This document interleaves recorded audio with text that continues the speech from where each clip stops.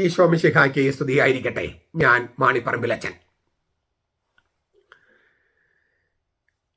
യോഹന്നാന്റെ സുവിശേഷം 20-ാം അധ്യായം 26-ാം വാക്യം ഇങ്ങനെയാണ് ആരംഭിക്കുന്നത്. 8 ദിവസങ്ങൾക്ക് ശേഷം കർത്താവ് ഈശോ മിശിഹ ഉത്ഥാനം ചെയ്തിട്ട് മരിച്ചവരിൽ നിന്നും ഉയർപ്പിക്കപ്പെട്ടിട്ട് എല്ലാ ദിവസവും 40 ദിവസത്തേക്ക് എല്ലാ ദിവസവും പ്രത്യക്ഷപ്പെട്ടിരുന്നു. എന്നിട്ട് കുർബാന അർപ്പിക്കുകയും ദൈവരാജ്യത്തെക്കുറിച്ച് പഠിപ്പിക്കുകയൊക്കെ ചെയ്തിരുന്നു. അത് സ്ലീഹന്മാർ നടപടി പുസ്തകം 1-ാമത്തെ അധ്യായം 3-4 വാക്യങ്ങളെ എഴുതിയിട്ടുണ്ട്. പക്ഷേ ഈ 8-ാം ദിവസം അത് വളരെ പ്രധാനപ്പെട്ട 40 ദിവസവും ഉള്ള പ്രത്യക്ഷപ്പെടലിൽ നിന്നും വ്യത്യസ്തമായ ഒരു സംഗതിയാണ് ഈ 8 ദിവസങ്ങൾക്ക് ശേഷം. അതായത് യേശു മറ്റ് ശിഷ്യന്മാർക്ക് പ്രത്യക്ഷപ്പെട്ടത് ഉയർപ്പ് ഞായറാഴ്ചയായിരുന്നു എന്ന് പറയുന്നുണ്ട് യോഹന്നാൻ 20:19. അതിന് 8 ദിവസങ്ങൾക്ക് ശേഷം. അപ്പോൾ 40 ദിവസത്തെ പ്രത്യക്ഷപ്പെടൽ കൂടാതെ ചിലപ്പോൾ വിശേഷപ്പെട്ട പ്രത്യക്ഷപ്പെടലുണ്ട്. അതിലൊന്നാണ് 8 ദിവസങ്ങൾക്ക് ശേഷം. അപ്പോൾ ഉയർപ്പ് ഞായറാഴ്ച കഴിഞ്ഞ് 8 ദിവസങ്ങൾക്ക് ശേഷം പുതു ഞായറാഴ്ച ക്രിസ്ത്യാനികളുടെ സാബത്ത് ആചരണം ശനിയാഴ്ചയിൽ നിന്ന് ഞായറാഴ്ച ആകാനുള്ള കാരണങ്ങളിൽ മുഖ്യമായത് ഇതാണ്. ഞായറാഴ്ച എന്നുള്ള വാക്കവിടെ ഉപയോഗിച്ചിട്ടില്ല. ആഴ്ചയുടെ ആദ്യ ദിവസം എന്നാണ് ഉയർപ്പ് ഞായറിനെ കുറിച്ച് പറഞ്ഞിരിക്കുന്നത്. പിന്നെ 8 ദിവസങ്ങൾക്ക് ശേഷം പിന്നീടാണ് ഞായർ എന്നുള്ള വാക്ക് വരുന്നത്. ഞായർ എന്ന വാക്കിന് അർത്ഥം ഞാറ്റുവേല എന്ന് പറഞ്ഞാൽ സൂര്യനുമായി ബന്ധപ്പെട്ടത്. ഞായർ എന്ന വാക്കിന് സൂര്യൻ എന്നർത്ഥം. ഞായറാഴ്ച എന്നൊന്നും അന്ന് വിളിച്ചിരുന്നില്ല. ഇപ്പോഴാണ് നമ്മൾ വിളിക്കുന്നത്. അന്ന് വിളിച്ചിരുന്നത് ആഴ്ചയുടെ ആദ്യ ദിവസം. അപ്പോൾ ആഴ്ചയുടെ ആദ്യ ദിവസം ഈശോ ഉയർത്തെഴുന്നേറ്റു. 8 ദിവസങ്ങൾക്ക് ശേഷം അത് വീണ്ടും ആഴ്ചയുടെ ആദ്യ ദിവസമാണ്. 8 ദിവസങ്ങൾക്ക് ശേഷമുള്ള ആഴ്ചയുടെ ആദ്യ ദിവസം. ആ ആഴ്ച ഉത്തിതനുമായുള്ള കൂടിക്കാഴ്ചയാണ് വിശുദ്ധ കുർബാന. അതുകൊണ്ടാണ് ഞായറാഴ്ചകളിൽ മാത്രമായിട്ട് നമുക്ക് കുർബാന ഉണ്ടായിരുന്നത്. പിന്നീട് എല്ലാ ദിവസങ്ങൾക്കും അത് വ്യാപിപ്പിക്കുകയായിരുന്നു.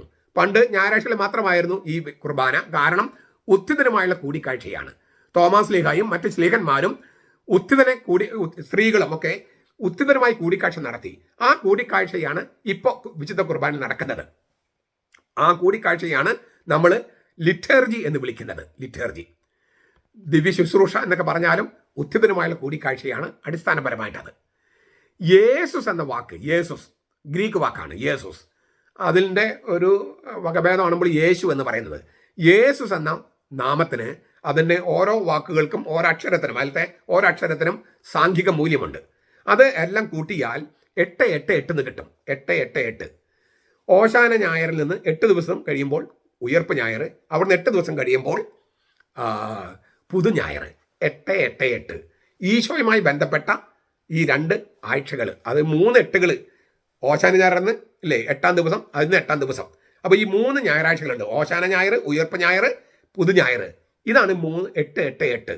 യേശു എന്ന 88മായി ബന്ധപ്പെട്ട 3 8കൾ. ഇതിൻ്റെ പ്രാധാന്യം എന്താണ്? ഈ പുതു ഞായറാഴ്ച എന്ന് നമ്മൾ വിളിക്കുന്ന ആ ദിവസത്തിൻ്റെ പ്രാധാന്യം എന്താണ്? ഞാൻ ബൈബിളിൻ്റെ ഒരു സങ്കല്പമാണ് പറയണത് കേട്ടോ.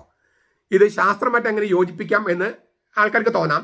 യോജിപ്പിക്കാൻ മാർഗമൊക്കെ ഉണ്ട്, പക്ഷെ അതല്ല നമ്മൾ ചർച്ച ചെയ്യുന്നത്. ഈ ശാസ്ത്രം എന്ന് പറയുന്നത് ഈ പ്രപഞ്ചത്തെ മനസ്സിലാക്കാനുള്ള അനേകം മാർഗങ്ങളിൽ ഒന്ന് മാത്രമാണ് ഈ ഭൗതിക ശാസ്ത്രം. അതുകൊണ്ട് ഭൗതിക ശാസ്ത്രം മാത്രമാണ് ശരിയെന്ന് വിചാരിക്കുന്നവർ എൻ്റെ ഈ വീഡിയോ കേൾക്കേണ്ട കാര്യമില്ല. നിങ്ങൾ അതിൻ്റെ പുറകെ പോയിക്കോളൂ. ഞാൻ ബൈബിളിൻ്റെ ഒരു സങ്കല്പം പറയാം. ബൈബിളിൻ്റെ സങ്കല്പം എന്ന് പറയുന്നത് ഈ ലോക ചരിത്രം 8000 വർഷത്തേത് എന്നാണ്. അത് കണക്കിലെ 8000 അല്ല. ഇത് നിങ്ങൾ ഒരു 1000 വട്ടം കേൾക്കണേ. കണക്കിലെ 8000 അല്ല, മറിച്ച് ദൈവശാസ്ത്രപരമായി 8000. എന്താണ് ദൈവശാസ്ത്രപരമായി 8000 എന്ന് പറഞ്ഞാൽ? ദൈവത്തിന് ഒരു ദിവസം 1000 സംവത്സരം പോലെയും 1000 സംവത്സരം ഒരു ദിവസം പോലെയുമാണ്. ദൈവത്തിന് രാത്രിയെന്നോ പകലെന്നോ ഇല്ല. അപ്പം നമ്മൾ വിചാരിക്കുന്ന ഈ 1000 സംവത്സരം ഭൂമിയിൽ 1000 സംവത്സരമോ, ഭൂമിയിൽ 1000 സംവത്സരം അല്ലല്ലോ ചന്ദ്രനിലെയും ഭൂമിയിലെ അല്ലല്ലോ മറ്റൊരു ഗ്രഹങ്ങളിലെ. അപ്പം ഇതിനൊക്കെ അതീതമായി ചിന്തിച്ചാൽ ഈ 8000 വർഷമാണ് ലോക ചരിത്രമായിട്ട് ബൈബിൾ കണക്കാക്കണേ. ഞാൻ ആവർത്തിക്കുന്നു, ആ 1000 എന്ന് പറയുന്നത് 8000 എന്ന് പറയുന്നത് ബൈബിളിലെ 1000 അത് കണക്കിൽ 1000 അല്ല. അതൊന്ന് മനസ്സിൽ കയറ്റിയാൽ ശാസ്ത്രമായിട്ട് ഒത്തുപോകാൻ ഒരു പ്രയാസമില്ല. അങ്ങനെ 8000 ആണെങ്കിൽ 7000 ഇല്ലേ, 7000 വർഷം. അതാണ് ഈ ഇപ്പോഴത്തെ ഭൂമിയും ആകാശത്തിലും 7000 വർഷമാണ്. അതിൻ്റെ ഒരു ചുരുക്കമാണ് 7 ദിവസം. അപ്പോൾ 6 ദിവസം മനുഷ്യന്, 7-ാം ദിവസം ദൈവത്തിന് എന്ന് പറയുന്നത് ഈ മനുഷ്യവംശത്തിൻ്റെ 7000 വർഷമുള്ള മനുഷ്യ ചരിത്രത്തിൽ അതിൽ അതിനെ 7 ദിവസത്തേക്ക് കൊണ്ടുവരികയാണ്. 7000 വർഷത്തെ 7 ദിവസത്തിലേക്ക് കൊണ്ടുവരികയാണ്. അതിൽ 6 ദിവസം മനുഷ്യന്, 1 ദിവസം ദൈവത്തിന്, 1 ദിവസം ദൈവത്തോടൊപ്പം ആയിരിക്കാം. അപ്പോൾ അതാണ് ഈ സാപത്തിന്റെ സങ്കല്പം പോലും അങ്ങനെയാണ് 7. അത് കഴിഞ്ഞിട്ട് പുതിയ ആകാശം പുതിയ ഭൂമി ഉണ്ടാകുന്നത് 8-ാം ദിവസമാണ്. അതായത് ഈ പ്രപഞ്ചം നശിപ്പിക്കപ്പെടുമെന്നല്ല, ലോകാവസാനത്തിൽ നശിപ്പിക്കപ്പെടുമെന്നല്ല ബൈബിൾ പറയണേ. പുതിയ ആകാശം പുതിയ ഭൂമി ഉണ്ടാകുമെന്നാണ്.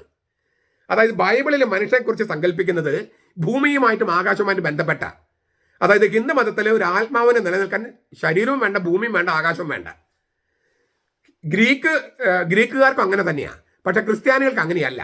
മനുഷ്യന് നിലനിൽക്കാൻ ശരീരവും വേണം, ശരീരത്തിന് നിലനിൽക്കാൻ ഈ ആകാശം ഭൂമിയും വേണം. അതുകൊണ്ട് സ്വർഗം എന്ന് പറയുന്നത്, ഈ ലോകാവസാനത്തിലുള്ള ആ സ്വർഗം എന്ന് പറയുന്നത് ഈ ഭൂമിയെയോ ആകാശത്തെയോ ഇല്ലാതാക്കല്ല, രൂപാന്തരപ്പെടുത്തുകയാണ്. ആ രൂപാന്തരപ്പെടുത്തൽ എങ്ങനെയായിരിക്കുമെന്ന് നമുക്ക് ഊഹിക്കാൻ പോലും പറ്റില്ല. പക്ഷെ അതിന് ബൈബിൾ വിളിക്കുന്നത് പുതിയ ആകാശവും പുതിയ ഭൂമിയും. അതുണ്ടാകുന്ന എന്നാണ്? 8-ാം ദിവസം. അതായത് 7000 വർഷം കഴിഞ്ഞ് 8000-ാമത്തെ വർഷത്തിലാണ്. ഈ 6000 വർഷം കഴിഞ്ഞ് 7000, അത് 1000 വർഷത്തെ ഭരണം എന്ന് പറയുന്നുണ്ടല്ലോ. 1000 വർഷത്തെ ഭരണം എന്ന് പറയുന്നത് അത് ലോകാവസാനത്തിന് മുമ്പ് കർത്താവ് വീണ്ടും മനുഷ്യനായിട്ട്, അതായത് ശരീരമുള്ള ഭൗതിക ശരീരമുള്ള മനുഷ്യനായി വന്ന് ഈ ഭൂമിയിൽ 1000 വർഷത്തെ ഭരണം നടത്തുമെന്നൊക്കെ പെന്തക്കോസ്തകാരും യഹോവ സാക്ഷികളെ പഠിപ്പിക്കുന്നത് തെറ്റാണ്. കാരണം ഭൗതിക ശരീരത്തിലെ കർത്താവ് വന്നാൽ വീണ്ടും മരിക്കേണ്ടി വരും. ഭൗതികമായിട്ടെല്ലാം മരിക്കേണ്ടി വരില്ലേ? അപ്പൊ അതൊന്നും അല്ല. അതായത് കർത്താവിന്റെ ഉത്ഥാനം തൊട്ട് ലോകാവസാനം വരെയുള്ള കാലയളവിനെയാണ് സഹസ്രാബ്ദ വാഴ്ച എന്ന് പറയണേ. കർത്താവിന്റെ തിരുവുത്ഥാനം തൊട്ട് അവന്റെ സ്വർഗാരോഹണം തൊട്ട് ദ്വിതീയ ആഗമനം വരെയുള്ള കാലയളവിനെയാണ്, അത് എത്ര വർഷമാണോ അതിനെയാണ് സഹസ്രാബ്ദ ഭാഷ എന്ന് പറയണേ. അതാണ് 7000-ാമത്തെ വർഷം. അത് കഴിഞ്ഞിട്ട് പുതിയ ആകാശം പുതിയ ഭൂമി ഉണ്ടാകുകയാണ് ദ്വിതീയ ആഗമനത്തിൽ. അതിനാണ് 8000 എന്ന് പറയണേ. 8000. അപ്പോൾ മൊത്തം 8000 വർഷമാണ് ഇപ്പോഴത്തെ ഭൂമിയും ആകാശവും മാറി പുതിയ ആകാശം പുതിയ ഭൂമി ഉണ്ടാകാൻ. അതുകൊണ്ടാണ് 8000-ന്റെ ആ 8 എന്ന് ഈശോയുടെ നാമത്തിന് 888. അപ്പോൾ ഓശാന ഞായറിന് ഉയർപ്പിലേക്കും ഉയർപ്പിൽ പുതു ഞായറാഴ്ചയിലേക്കും 888 കർത്താവിൻ്റെ 3 ഞായറാഴ്ചകൾ. അതായത് അവൻ രക്ഷ, ഈ ഭൂമിയിലും മനുഷ്യർക്ക് രക്ഷയും വീണ്ടെടുപ്പും പുതിയ ജനത്തിലുള്ള ജീവനും കൊടുത്തത് ഈ ഓശാന ഞായറിൽ നിന്ന് ഉയർപ്പ് ഞായറിലേക്ക്, ഉയർപ്പ് ഞായറിൽ നിന്ന് പുതു ഞായറിലേക്ക് ഈ 888 കൊണ്ടാണ്. അതാണ് ബൈബിളിൻ്റെ ഒരു സത്യം ബൈബിൾ ആവിഷ്കരിക്കുന്നത് ഇങ്ങനെയാണ്. അതാണ് ഈ പുതു ഞായറാഴ്ച എന്ന് പറയുന്നത്. ഇതെല്ലാം ചേർത്തിട്ടാണ് 8 ദിവസങ്ങൾക്ക് ശേഷം എന്ന് പറയുന്നത്. ഇതിൻ്റെ ഒരു സൂചന പഴയ നിയമത്തിലുണ്ട്. 8 പേരാണ് നോഹയുടെ പേടകത്തിലുള്ള രക്ഷപ്പെട്ടത്. 8 പേരാണ്. അപ്പോൾ 8-ന് ഒരുപാട് പ്രാധാന്യമുണ്ട്. ബൈബിൾ 7-ന് പ്രാധാന്യമുള്ളതുപോലെ 8-നുണ്ട്. ഇനി ഇതൊന്ന് ബൈബിളിൻ്റെ കാഴ്ചപ്പാടിൽ നമുക്ക് ഒരു കാര്യം കൂടി നോക്കാം. 8000 വർഷമാണെങ്കിൽ അതിൻ്റെ പകുതി എത്രയാണ്? 4000. ഈ ആദാമിൽ നിന്ന് ഈശോ ജനിക്കുന്നത് നോക്കുമ്പോൾ കറക്റ്റ് എത്രയാണ്? 4004-ാം വർഷമാണ്. ഞാൻ ബൈബിളിലെ കണക്കാണ് പറയണേ കേട്ടോ. ബൈബിളിലെ അയ്യോ മനുഷ്യനുണ്ടായിട്ട് 1,00,000 വർഷമായല്ലോ, 2 ലക്ഷം, അതൊക്കെ അറിയാം. ഞാൻ ബൈബിള് ഈ വലിയ സത്യത്തെ ചെറിയ ഭാഷാ സങ്കേതത്തിൽ അവതരിപ്പിക്കുന്ന കാര്യം ഞാൻ പറഞ്ഞേ. സാഹിത്യപരമായിട്ട് ബൈബിള് അവതരിപ്പിക്കുകയാണ്.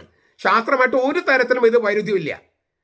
പക്ഷേ ബൈബിൾ അവതരിപ്പിക്കുന്നത് ബൈബിളിൻ്റെ ഒരു ഭാഷാ സങ്കേതം ഉപയോഗിച്ചിട്ടാണ്. ഇപ്പം നമ്മൾ വെള്ളം എന്ന് നമ്മൾ പറയുന്നു, ഇച്ചിരി വെള്ളം എടുത്തെന്ന് പറയുന്നതിന് പകരം നമ്മൾ ശാസ്ത്രീയമായിട്ട് കുറച്ച് H2O തരുമോ എന്ന് ചോദിക്കുമോ? നീ എനിക്ക് കുറച്ച് H2O തരുമോ എന്ന് ചോദിക്കുമോ? ശാസ്ത്രീയമായിട്ട് H2O ആണല്ലോ, നീ എന്താ വെള്ളം എന്ന് പറയണമെന്ന് ചോദിക്കുമോ? അപ്പോൾ വെള്ളം എന്ന് പറയാം, ചിലപ്പോൾ ജലം എന്ന് നമ്മൾ മറ്റൊരു ഭാഷയിൽ പറയും. H2O എന്ന് പറയാൻ ശാസ്ത്രമാണ്. അപ്പം H2O ആണ് എന്ന് നീ കുറച്ച് എനിക്ക് H2O തരൂ, ഒരു ഗ്ലാസ് H2O തരൂ എന്നൊക്കെ ചോദിക്കുമോ? അതാണ് ശാസ്ത്രം എന്ന് പറഞ്ഞിട്ട്. അപ്പം ശാസ്ത്രം മാത്രം പറയാൻ നിൽക്കരുത്. ശാസ്ത്രവും ബൈബിളും തമ്മിൽ ഒരു വൈരുദ്ധ്യമില്ല. പക്ഷെ അതല്ല ബൈബിളിൻ്റെ കാഴ്ചപ്പാടെന്ന് ഞാൻ പറഞ്ഞത്. ബൈബിളിലെ ചില ഭാഷാ സങ്കേതങ്ങൾ ഉപയോഗിച്ചിട്ടാണ് സത്യം ആവിഷ്കരിക്കണേ. അപ്പോൾ ആദാമിൽ നിന്ന് ഈശോയുടെ ജനനത്തിലേക്ക് നോക്കിയാൽ 4000 വർഷമാണ്. 4000 വർഷം കറക്റ്റ് കാലദേശങ്ങളുടെ മധ്യത്തിലാണ് ദൈവം മനുഷ്യനായത്.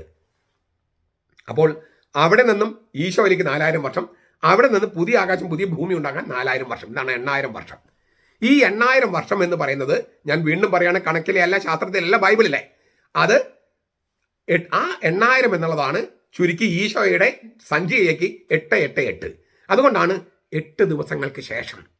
ഇത്രയും പ്രധാനപ്പെട്ട ഒരു സംഗതിയാണ് പുതു ഞായറാഴ്ച. 8 ദിവസങ്ങൾക്ക് ശേഷം എന്ന് ബൈബിൾ എഴുതിയിരിക്കുന്നു. യോഹന്നാനെ സംബന്ധിച്ചിട്ട് 20-26. അതുകൊണ്ട് തന്നെ ആ ബൈബിള് പറഞ്ഞിരിക്കുന്ന, തിരുവചനം പറഞ്ഞിരിക്കുന്ന, വെളിപ്പെടുത്തിയിരിക്കുന്ന ആ 8 ദിവസം, ആ 8-ാം ദിവസത്തിന്റെ പ്രാധാന്യം മറ്റൊന്നുകൊണ്ടും നമ്മൾ തുച്ഛീകരിക്കരുത്.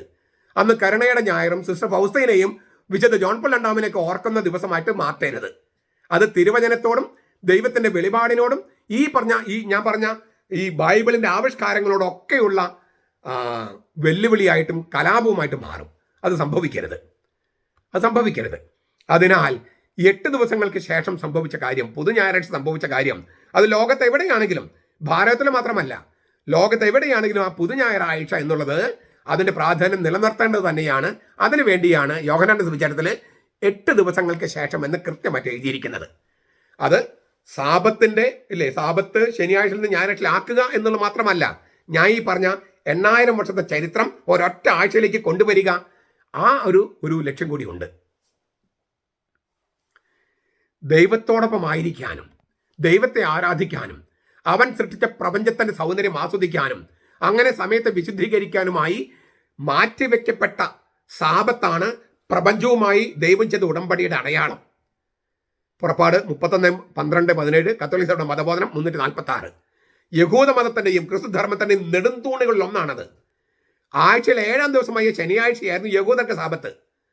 പക്ഷെ സാബത്തിന്റെ പടച്ചോനായ മനുഷ്യപുത്രൻ മത്തായി 12:8 ആഴ്ചയുടെ ആദ്യ ദിവസം മരിച്ചവരിൽ നിന്ന് ഉയർത്ത് അവർക്ക് പ്രത്യക്ഷപ്പെട്ടതിനാൽ യോഹന്നാൻ 20 ആഴ്ചയുടെ ആദ്യ ദിവസം മരിച്ചവരിൽ നിന്ന് ഉത്ഥാനത്തിന്റെ ദിവസമായതിനാൽ ക്രിസ്ത്യാനികൾക്ക് അതാണ് കർത്താവിന്റെ ദിവസം. വെളിപാട് 1:10. അതുകൊണ്ട് സാബത്ത് പരിശുദ്ധമായി ആചരിക്കണമെന്ന പഴയ നിയമത്തിലെ വചനമല്ല, കർത്താവിന്റെ ദിവസം പരിശുദ്ധമായി ആചരിക്കണമെന്നാണ് നമ്മൾ പഠിക്കുന്നത്. വെളിപാട് 1:10 പറഞ്ഞിട്ടുണ്ട് കർത്താവിന്റെ ദിവസം. കർത്താവിന്റെ ദിവസം എന്ന് പറയുന്നത് ആഴ്ചയുടെ ആദ്യ ദിവസമാണ്, ശനിയാഴ്ചയല്ല, അവസാന ദിവസമല്ല. അപ്പോൾ ഞായറാഴ്ച എന്ന് പറയുന്ന ആഴ്ചയുടെ ആദ്യ ദിവസം ആദിമസഭ ഈ ഞായറാഴ്ച ആചരണം തുടങ്ങി. ശനിയാഴ്ചയിൽ നിന്നും ഞായറാഴ്ചയ്ക്ക് മാറ്റി. ശ്ലീഹന്മാർ നടപടി ദിവസം 27. അതുപോലെ തന്നെ കൊളോസാസ് ലേഖനം 1:18-20 പറയുന്നു, പുതിയ സൃഷ്ടിയുടെ മധ്യസ്ഥനാണ്, മരിച്ചവരിൽ നിന്നുള്ള ആദിജാതനും അതുപോലെ തന്നെ സകല സൃഷ്ടികളെയും ആദിജാതനുമായി ക്രിസ്തു. ഇതെല്ലാം സംഭവിച്ചത് ആഴ്ചയുടെ ആദ്യ ദിവസമാണ്. ആദിജാതൻ, മരിച്ചവരിൽ നിന്നുള്ള ആദിജാതൻ, സകല സൃഷ്ടികളെയും ആദിജാതൻ, ആഴ്ചയുടെ ആദ്യ ദിവസമാണ് അവൻ മരിച്ചവൻ ഉത്ഥാനം ചെയ്തത്. അങ്ങനെ അവൻ സാബത്തിന്റെ പടച്ചോനാണ്, അവൻ സാബത്തിന്റെ കർത്താവാണ് അവൻ. അതുകൊണ്ട് സാബത്ത് ശനിയാഴ്ചയിൽ നിന്ന് ഞായറാഴ്ചയിലേക്ക് അവൻ മാറ്റാൻ അധികാരമുണ്ട്. അങ്ങനെ മാറ്റിയെന്ന് ആദിമസഭ തിരിച്ചറിഞ്ഞു. 4-ാം നൂറ്റാണ്ട് കോൺസ്റ്റന്റൈൻ ചക്രവർത്തി അല്ല തേലക്കട്ടച്ചൻ പറഞ്ഞത് കോൺസ്റ്റന്റൈൻ ചക്രവർത്തി മാറ്റിയെന്ന അല്ല. ശ്ലീഹന്മാർ നടപടി 27 കിടക്കുന്നു. ശ്ലീഹന്മാർ നടപടി എഴുതപ്പെട്ടത് ക്രിസ്തുവർഷം 62-ലാണ്. ശ്ലീഹന്മാർ നടപടി എഴുതിയത് ലൂക്കാസ് എഴുതിയത് ക്രിസ്തുവർഷം 62-ലാണ്. കോൺസ്റ്റന്റൈൻ ചക്രവർത്തി ജീവിച്ചിരുന്ന 4-ാം നൂറ്റാണ്ടിലാണ്. അതുകൊണ്ട് തേലക്കട്ടച്ചനൊക്കെ തെറ്റുപറ്റിയിരിക്കുന്നതാണ്. അവർ തിരുവചനം വിശ്വസിക്കുന്നില്ല, അല്ലെങ്കിൽ അത് പഠിക്കുന്നില്ല. അപ്പോൾ ആദിമസഭയുടെ ആരംഭം മുതൽക്കേ ആഴ്ചവട്ടത്തിലെ ആദ്യ ദിവസമായിരുന്നു സഭയുടെ ലിറ്റർജി. 1 കൊറിന്തോസ് 16:2 കാണാം. ശ്ലീഹന്മാർ നടപടി 27, 1 കൊറിന്തോസ് 16:2. കോൺസ്റ്റന്റൈൻ ചക്രവർത്തി 4-ാം നൂറ്റാണ്ടിൽ സൂര്യാരാധന പ്രോത്സാഹിപ്പിക്കാൻ വേണ്ടി ശനിയാഴ്ചത്തെ സാബത്ത് ഞായറാഴ്ചയിലേക്ക് മാറ്റി എന്ന്. ഞായർ എന്ന് പറഞ്ഞാൽ സൂര്യന്റെ ദിവസം എന്നാണ് അർത്ഥം. അങ്ങനെയൊക്കെ പഠിപ്പിക്കുന്നുണ്ട് പലരും. എല്ലാം തിരുവചനങ്ങൾക്കെതിരാണ്. ഞാൻ തിരുവചനങ്ങൾ കോട്ട് ചെയ്ത് കഴിഞ്ഞു. ശ്ലീഹന്മാർ നടപടി 27, 1 കൊറിന്തോസ് 16:2. ഇതൊക്കെ 1 കൊറിന്തോസ് എഴുതപ്പെട്ടത് ക്രിസ്തുവർഷം 55-ലാണ്. ക്രിസ്തുവർഷം 55 1-ാം നൂറ്റാണ്ടിൽ. 4-ാം നൂറ്റാണ്ടിലാണ് കോൺസ്റ്റന്റൈൻ ചക്രവർത്തി ജീവിച്ചിരുന്നത്. അപ്പൊ ഞാൻ പറഞ്ഞു കഴിഞ്ഞല്ലോ, പ്രപഞ്ച ചരിത്രത്തിന്റെ 7 ദിവസങ്ങൾ കഴിഞ്ഞ് 8-ാം ദിവസം പുതിയ ആകാശവും പുതിയ ഭൂമിയും ഉണ്ടാകുന്നു. ആ ദിവസത്തിൽ പുതിയ ആകാശത്തിലും പുതിയ ഭൂമിയിലും നാം എല്ലാം ഉത്ഥാനം ചെയ്ത കർത്താവിനോടൊപ്പം ആയിരിക്കും. ആ സൂചനയാണ് 8 ദിവസങ്ങൾക്ക് ശേഷം ഉത്ഥിതൻ പ്രത്യക്ഷപ്പെടുമ്പോൾ, തോമാസിലേക്ക് പ്രത്യക്ഷപ്പെടുമ്പോൾ.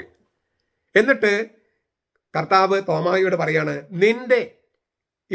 നീ എൻ്റെ മുറിവുകൾ കാണുക, കൈയും കാലൊക്കെ നീ കാണുക, നീ എൻ്റെ പാർശ്വത്തിൽ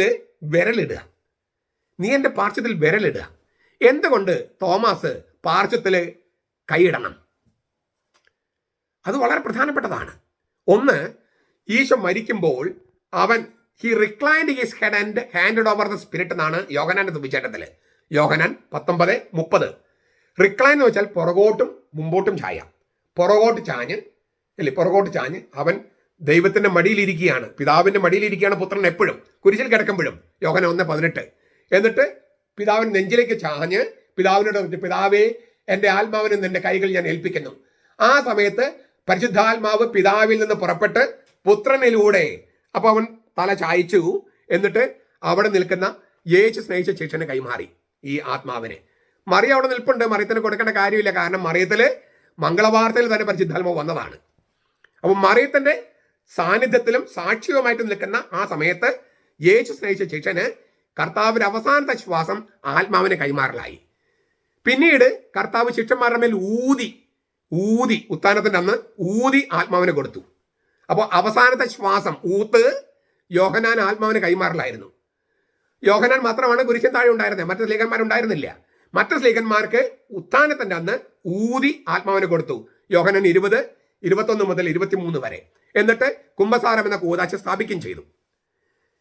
അന്ന് തോമാസ് ലീഗ ഇല്ലായിരുന്നു. തോമാസ് ലീഗ ഇല്ല.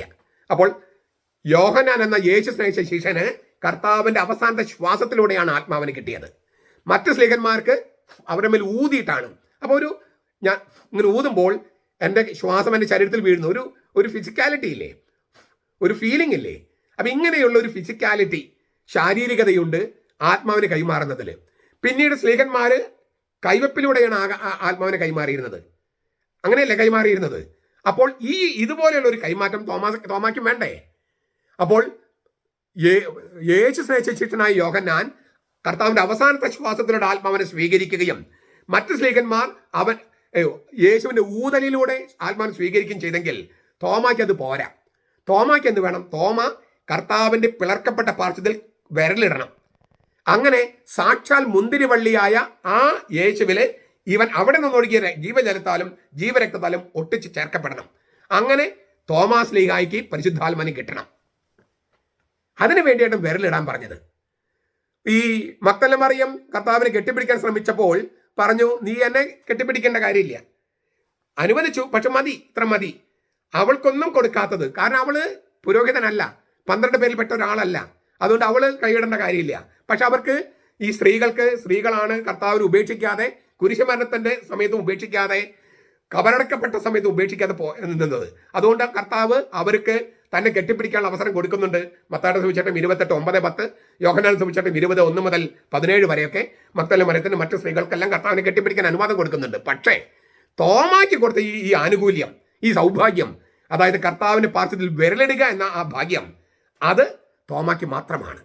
കാരണം സാക്ഷാൽ മുന്തിരിവള്ളിയായ, സാക്ഷാൽ മനുഷ്യനായ, ദൈവം മനുഷ്യനായതിനാൽ ഉത്തമ മനുഷ്യനായ യേശുവിന്റെ പാർശ്വത്തിൽ ജീവജലത്താലും ജീവരക്തത്താലും ഒട്ടിച്ച് ചേർക്കപ്പെടുകയാണ്. അങ്ങനെ കർത്താവിന്റെ ശാഖയായിട്ട് മാറുകയാണ് തോമാസ് ലീഗ. അങ്ങനെ ചെയ്തതുകൊണ്ടാണ്, ആ ശാരീരികത ഉള്ളത് കൊണ്ടാണ് അവനും മറ്റു സ്ലീഹന്മാർക്കും മറ്റുള്ളവരുടെ മേൽ കൈകൾ വെച്ച് പരിശുദ്ധാത്മാവിനെ കൊടുക്കാൻ പറ്റുന്നത്. നടപടി 8:17, 6:6, 13:3, 1 തിമോത്തി 4:14, 14:23 പട്ടം കൊടുക്കുന്നതും പരിശുദ്ധാത്മാവിന് കൊടുക്കുന്നതൊക്കെ കൈവപ്പിലൂടെയാണ്. ഈ ഒരു ഫിസിക്കാലിറ്റീനെയാണ് ശ്ലൈഹിക പിന്തുടർച്ച എന്ന് കത്തോലിക്ക സഭ പറയുന്നത്. Apostolic succession. അത് ഒരു കൗദാശിക പിന്തുടർച്ചയാണ്, സാക്രമെന്റൽ സക്സഷൻ. അതിലൂടെ മാത്രമാണ് പരിശുദ്ധാത്മാവ് എന്ന ദൈവിക ജീവൻ, വരപ്രസാദം നൽകപ്പെടുകയുള്ളൂ. ഈ പെന്തക്കോസ്ത സഭക്കാരും ദൈവസഭക്കാരും ഒക്കെ ഈ ഭാഷാപരത്തെ സംസാരിക്കുക, ചില അത്ഭുതങ്ങൾ നടക്കുക, രോഗശാന്തി നടക്കുക, ഇതൊക്കെയാണ് പരിശുദ്ധാത്മ ലക്ഷണമായിട്ട് പറയുന്നത്. തീർച്ചയായിട്ടും അതൊക്കെ ആയിരിക്കാം. പക്ഷേ പിശാച് പോലും അത്ഭുതം ചെയ്യുമെന്നൊക്കെ യാക്കോബ് പറയുന്നുണ്ട്. പക്ഷെ അത്ഭുതങ്ങളല്ല ദൈവിക ജീവന്റെ, പരിശുദ്ധാത്മാവ് നൽകപ്പെടുന്നതിന്റെ, ദൈവിക ജീവൻ നൽകപ്പെടുന്നതിന്റെ, പരിശുദ്ധം നൽകപ്പെടുന്നതിന്റെ ലക്ഷണം. മറിച്ച് കൈവപ്പാണ്. അദൃശ്യമായ ദൈവിക ജീവൻ നൽകപ്പെടുന്നതിന്റെ ലക്ഷണം എന്ന് പറയുന്നത് ഈ സാക്രമെന്റൽ സക്സഷൻ എന്ന് പറയുന്ന, കൗദാശിക പിന്തുടർച്ച എന്ന് പറയുന്ന ശ്ലൈഹിക പിന്തുടർച്ചയിലൂടെയാണ്. ഇതുകൊണ്ടാണ് തോമാസ് ലീഗ കർത്താവിന്റെ തുറന്നു കിടക്കുന്ന പാർശ്വത്തിൽ വിരലിടണം എന്ന് കർത്താവ് പറഞ്ഞത്. ഈ ഒരു ശാരീരികത ഇല്ലാതെ പരിശുദ്ധാത്മാവ് നൽകപ്പെടുകയില്ല. അപ്പോൾ പെന്തക്കോസ്തക്കാരൊക്കെ മനസ്സിലാക്കേണ്ടത് അത്ഭുതങ്ങളല്ല ദൈവിക ജീവൻ അല്ലെങ്കിൽ വരപ്രസാദം കിട്ടി എന്നുള്ളതിന്റെ തെളിവ്. അത്ഭുതം ചെയ്യേണ്ട ഒരുപാട് പേർക്ക് പറ്റും, വിശ്വാസം ഇല്ലാത്തവർക്ക് പോലും പറ്റും. അങ്ങനെ ചെയ്തിട്ടുണ്ട്. പിശാച് പോലും ചെയ്യുന്നു യാക്കോബ് പറഞ്ഞിട്ടുണ്ട്. അപ്പം അതല്ല, അത്ഭുതങ്ങളല്ല ഈ പറഞ്ഞ സംഗതി. മറിച്ച് ഈ കർത്താവുമുള്ള ശാരീരികത. ഞാൻ പറഞ്ഞു കഴിഞ്ഞു, അവസാന ശ്വാസം, ഊത്ത്, ഇപ്പോൾ വിരലിടല്, ഇതൊരു ശാരീരികതയാണ്. അങ്ങനെ കിട്ടി അവർ തന്നെ കൈവപ്പിലൂടെ, അങ്ങനെയാണ് ഇന്ന് വരെയും നമുക്കത് കിട്ടിയിരിക്കുന്നത്. പത്രോസിനെ ശ്ലൈഹി ഗണത്തിലേക്ക് പുനഃപ്രവേശിക്കുകയും ദൈവജനത്തിന് മഹാ ഇടനായി നിയമിക്കുകയും ചെയ്തതുപോലെ തോമസിനെ ഉത്ഥിതന്റെ തുറന്നു കിടക്കുന്ന പാർശ്വത്തിൽ ഒട്ടിച്ചു ചേർക്കുകയാണ്. തോമാസ്ലിഹ സാക്ഷാൽ മുന്തിരിവള്ളിയായ ക്രിസ്തുവിന്റെ ശരിക്കുള്ള യഥാർത്ഥത്തിലുള്ള ശാഖയായി മാറുകയാണ്. സ്വാഭാവികമായിട്ട് തോമസ് എന്താ പറയുക? എൻ്റെ കർത്താവേ, എൻ്റെ ദൈവമേ. ഈശോയോട് ഒട്ടിച്ച് ചേർക്കപ്പെട്ട ആ തോമാക്ക് ഇതല്ലാതെ മറ്റൊന്നും പറയാൻ പറ്റുമോ? യേശുവിനെ നോക്കി, ഈശോയെ നോക്കി അവനോട് തോമ പറഞ്ഞു, എൻ്റെ കർത്താവേ, എൻ്റെ ദൈവമേ. തോമസ് സ്വർഗത്തിലേക്ക് കണ്ണുകൾ ഉയർത്തിയല്ല ഈ പ്രഖ്യാപനം നടത്തിയത്. നസ്രത്തിലെ ഈശോയെ നോക്കിയിട്ടാണ്. അവനെ കർത്താവും ദൈവമായിട്ട് പ്രഖ്യാപിക്കുകയാണ്. തോമസിന് പ്രത്യക്ഷപ്പെട്ട ഈശോ കുരിശിലുയർത്തപ്പെട്ടവനും ഉത്ഥാനം ചെയ്തവനും പിതാവിന്റെ വലത്തെ ഭാഗത്ത് ഇരിക്കുന്നവനുമാണ്. ഞാൻ പല പ്രാവശ്യം പറഞ്ഞത് ഒന്നുകൂടി പറഞ്ഞ് നിർത്തുകയാണ്. പുതിയ നിയമത്തിൽ കാണുന്ന ഏറ്റവും ഉയർന്നതും അഗാധവും ആയ വിശ്വാസ സത്യമാണ് തോമാസ്ലീഹയുടേത്. റബ്ബി, പ്രവാചകൻ, ക്രിസ്തു, ദാവീദിന്റെ പുത്രൻ, ഇസ്രായേലിന്റെ രാജാവ്, യഹൂദരുടെ രാജാവ്, കർത്താവിന്റെ നാമത്തിൽ വരുന്നവൻ, ലോകത്തിന്റെ രക്ഷകൻ, ദൈവപുത്രൻ, മനുഷ്യപുത്രൻ തുടങ്ങിയ എല്ലാ വിശ്വാസ പ്രഖ്യാപനങ്ങളെക്കാളും ഉയർന്നതാണിത്. കാരണം ഇസ്രായേലിന്റെ ഏകസത്യ ദൈവത്തെ സംബുദ്ധി ചെയ്യുന്ന ശീർഷകമാണിത്. കത്തോലിക്ക സഭയുടെ മതബോധനം 448 644. അതിനാൽ വിശുദ്ധ ജോൺ ക്രിസോസ്റ്റം പറയുന്നു, ഓൺ ഹോമിലി എന്ന് പറയുന്ന രചനയിലെ 57, തോമസ് നടത്തിയത് അതിഗംഭീരമായ വിശ്വാസ പ്രഖ്യാപനമാണ്. അദ്ദേഹത്തിന്റെ വാക്കുകൾ superb declaration of faith. Thomas നടത്തിയത് അതിഗംഭീരമായ വിശ്വാസ പ്രഖ്യാപനമാണ്. തോമസ്ലിഹ നടത്തിയതിനേക്കാൾ ഉന്നതമോ അഗാധമോ ആയ ഒരു വിശ്വാസ പ്രഖ്യാപനമില്ല. ഈശോയെ കർത്താവെന്നും ദൈവമെന്നും അഭിസംബോധന ചെയ്യുന്നതിലൂടെ പഴയ നിയമത്തിൽ സൃഷ്ടാവായ ദൈവത്തെ ആവിഷ്കരിച്ചിരിക്കുന്ന അതേ വാക്കുകൾ തന്നെ നസ്രത്തിൽ ഈശോയ്ക്ക് നൽകുകയാണ്. അതിനർത്ഥം ഈശോയെ സൃഷ്ടാവായ ദൈവമായി തോമാസ്ലിഹ അംഗീകരിച്ച് ഏറ്റു പറയുന്നുവെന്നാണ്. ഇത് വിശുദ്ധ ജോൺ ക്രിസോസ്റ്റമന്റെ വാക്കുകളാണ്. തോമസ് ഈ വിശ്വാസ പ്രഖ്യാപനത്തിലൂടെ ഈശോയെ ദൈവവും കർത്താവുമായി അംഗീകരിച്ച് ഏറ്റ് ആരാധിക്കുകയാണ്. വചനം ദൈവമായിരുന്നു എന്ന കീർത്തനത്തോടെയാണ് ഈ യോഹന്നാന്റെ സുവിശേഷം ആരംഭിച്ചത്. യോഹന്നാൻ 1:1.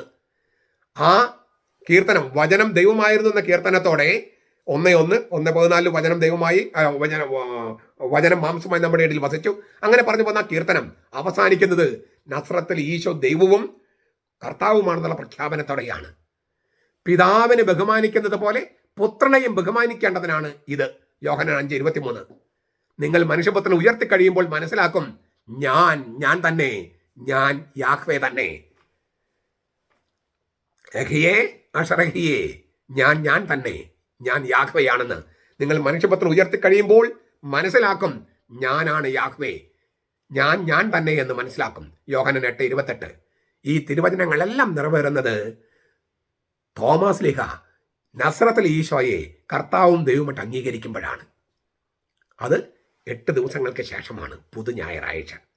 അതിനാൽ പുതു ഞായറാഴ്ച ഞാൻ ഈ പറഞ്ഞ കാര്യങ്ങളുമായിട്ട് ബന്ധപ്പെട്ട തിരുവചനവും വിശ്വസത്യവുമായിട്ട് ബന്ധപ്പെട്ടതല്ലാതെ മറ്റ് ആചാരങ്ങളും അനുഷ്ഠാനങ്ങളും തിരുനാളുകളും മാറ്റിവെക്കണമെന്നും, ഇത് ലോകമാസകലം ഇതാണ് ആഘോഷിക്കുന്നത്. ലത്തീൻ സഭയിലാണെങ്കിലും സീറോ മലബാർ സഭയിലാണെങ്കിലും ഇതാണ് ആഘോഷിക്കുന്നത് ഈ തിരുവചനം. അത് ഈ തിരുവചനത്തിൽ ഫോക്കസ് ചെയ്ത് വിശ്വാസം ഡെവലപ്പ് ചെയ്യാനും വെറും ഭക്തിയിൽ മുഴുകി തിരുവചനത്തെ വ്യഭിചരിക്കാതിരിക്കാനും നമ്മൾ മുൻകരുതലുകൾ എടുക്കേണ്ടതുണ്ട്. മറ്റുള്ളവരെ പഠിപ്പിക്കേണ്ടതുണ്ട്. വിശ്വാസം പ്രഖ്യാപിച്ച് പ്രചരിപ്പിക്കേണ്ടതുണ്ട്. വിശേഷിച്ചും ഇപ്പോഴത്തെ ഒരു സാഹചര്യത്തിൽ നമ്മുടെ കർത്താവ് ഈശോ മിശിഹായുടെ കൃപയും പിതാവായ ദൈവത്തിന്റെ സ്നേഹവും പരിശുദ്ധാത്മാവിന്റെ സഹവാസവും നാം എല്ലാവരോടും കൂടി ഉണ്ടായിരിക്കട്ടെ, ഇപ്പോഴും എപ്പോഴും എന്നേക്കും. ആമേൻ.